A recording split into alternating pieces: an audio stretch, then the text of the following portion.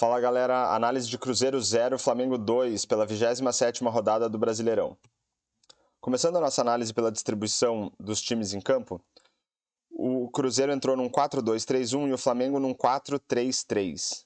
Olhando para a distribuição média dos jogadores em campo, a gente vê que a maioria deles se concentrou no meio de campo e não fica aqui muito claro qual time jogou mais avançado. Talvez os jogadores do Cruzeiro estão um pouquinho mais avançados em relação aos do Flamengo, mas olhando a concentração das jogadas em campo, a gente vê que 48% das jogadas do Cruzeiro ocorreram no meio de campo e 45% das jogadas do Flamengo ocorreram no meio de campo. O Cruzeiro conseguiu concentrar 37% das suas jogadas no campo de ataque, enquanto o Flamengo conseguiu 27% das suas jogadas no ataque. Aqui embaixo a gente tem um gráfico que mostra o domínio de cada uma das equipes ao longo do jogo. Então a gente vê aqui que até os 30 minutos do primeiro tempo, a gente tem mais ou menos um equilíbrio. Mais próximo dos 30 minutos aqui o Cruzeiro dominou um pouco mais a partida. Dos 30 minutos do primeiro tempo até quase os 15 minutos do segundo, aí o Flamengo dominou mais a partida, tendo aqui um trecho com um domínio mais amplo. Aí na região dos 15 minutos do segundo tempo, um domínio maior do Cruzeiro, depois do Flamengo. E aí aqui na região dos 30 minutos do segundo tempo, praticamente até o final do jogo, um domínio amplo do Cruzeiro. Só esse trecho aqui que teve um domíniozinho não tão intenso do Flamengo. Aqui na direita a gente tem algumas estatísticas que vão ajudar a gente a entender um pouco melhor o comportamento das equipes na partida e também aquilo que eles conseguiram fazer em termos de criação e finalizações em gol. Então a gente vê aqui que o Flamengo teve 57% de posse de bola, que é um número aqui de médio para alto para um visitante. Apostou bastante na troca de passes, está com 511 tentativas e 86% de aproveitamento. Pelo lado do Cruzeiro, a gente consegue destacar aqui um número de médio para alto de cruzamentos tentados aqui com 23 tentativas. Em termos de criação, o Cruzeiro teve 10 passes decisivos no jogo e o Flamengo 7.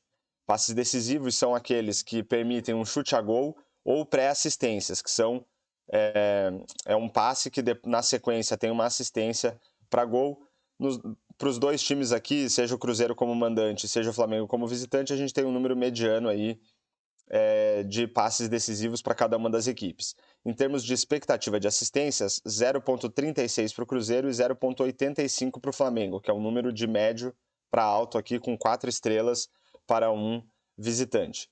A ideia da expectativa de assistências é medir a capacidade dos times de levar a bola até regiões do campo onde é mais favorável de marcar gols.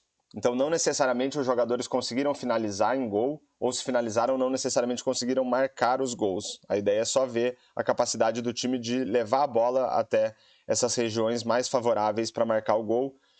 Então, aí 0,36 para o Cruzeiro, 0,85 para o Flamengo. Em termos de chutes a gol, 12 chutes do Cruzeiro, 9 do Flamengo. É um número baixo, de médio para baixo aí de chutes para as duas equipes. Dos 12 chutes do Cruzeiro, 3 foram bloqueados, 4 foram para fora, sendo que um passou perto do gol, e 5 foram defendidos. Pelo lado do Flamengo, um chute bloqueado, 6 chutes para fora, sendo que 2 passaram perto do gol, além dos 2 gols marcados. Em termos de chances claras de gol, o Flamengo teve 3, que é um número alto para um visitante. Mas só olhar a quantidade de chutes não diz muito para a gente sobre a qualidade das oportunidades que os times criaram, nem a qualidade dos chutes propriamente ditos. Então, para isso, a gente tem duas estatísticas: a expectativa de gols e a expectativa de gols pós-chute. A ideia da expectativa de gols é avaliar a qualidade das oportunidades criadas, enquanto a expectativa de gols pós-chute média leva em consideração também a qualidade dos chutes em si. Então, se a gente for considerar aqui a qualidade das oportunidades criadas, a expectativa era que o Cruzeiro marcasse 0,27 gols. Pelo lado do Flamengo, a expectativa era de marcar 1,87 gols, um número baixo de criação aqui para o Cruzeiro e um número alto para esse 1,87 é um número alto para o Flamengo como visitante. Quando a gente considera a qualidade dos chutes, a expectativa do Cruzeiro, de gols do Cruzeiro sobe para 0,41 e a do Flamengo sobe um pouquinho aqui para 1,91. Então, quando a gente faz a diferença, né, quando a gente vê a diferença entre a expectativa de gols e a expectativa de gols pós-chute, a gente consegue ter uma ideia da qualidade dos atacantes, né, da finalização. A qualidade que eles conseguiram dar além das oportunidades que eles tiveram. No caso do Cruzeiro, essa diferença é de 0,14. Então, isso mostra que os atacantes praticamente não conseguiram dar mais qualidade do que as oportunidades que eles tiveram com base na qualidade das finalizações. Pelo lado do Flamengo, basicamente a mesma coisa, diferença de 0,04.